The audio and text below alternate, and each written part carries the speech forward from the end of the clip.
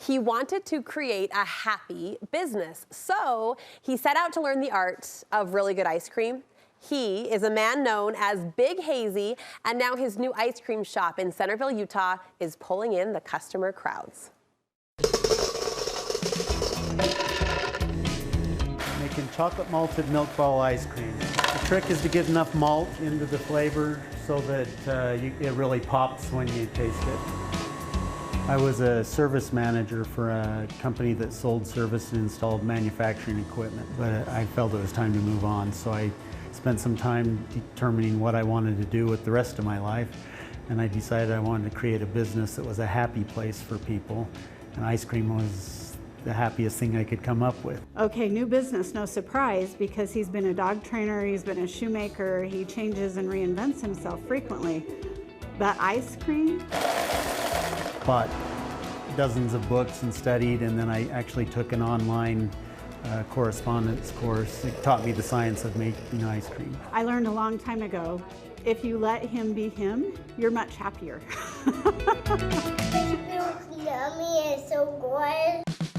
My last name is Hayes, and at my past job everybody called me Hazy. You can get 2 flavors if you'd like. Each of my family members works in the business in some regard. I do the management here, front-end management, and then customer service. I do whatever Sean and Nikki tell me to do. Once I learned the science of ice cream, now I get to play with the art of the ice cream. The art of the ice cream is the flavors. I'm going to make a board for Totally Coconut. In the 5 months that we've been open, we have had 60 flavors. With our small batches, that's what makes us change them frequently. Our biggest seller right now is Oreo ice cream, and I make it different than anybody else I know, where I actually incorporate the Oreos into the ice cream rather than just adding Oreos to vanilla ice cream. He will always have a version of vanilla. Sometimes that's honey vanilla, sometimes it's vanilla custard, sometimes it's old-fashioned vanilla. He will always have a chocolate. Right now we have burnt almond fudge, which is my favorite. He does something magic with the chocolate, but he won't tell me what it is. Probably my biggest failure is I was trying to make a caramel corn on the cob.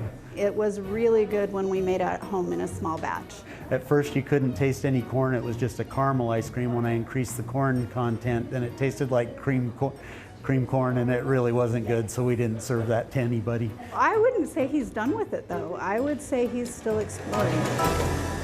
I think right now my favorite is the tiger combination. It's our orange dream with the licorice. They complement each other really well.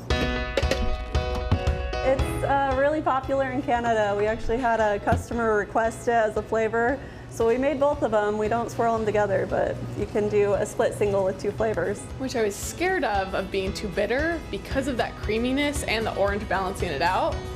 It's delicious. I love it.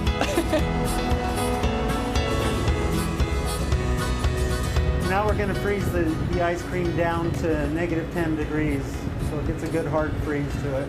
It's extremely cold. You want to wear your coat if you're going to be in here very long. Will that be everything? Pretty good. Ice cream's a happy business. It's really smooth. It's really good, especially where they switch it up all the time. 10 out of 10. She's having mango, I'm having lemon poppy seed, and it's delicious. For Sean, life is rich when you explore, when you take risks, and when you reinvent yourself.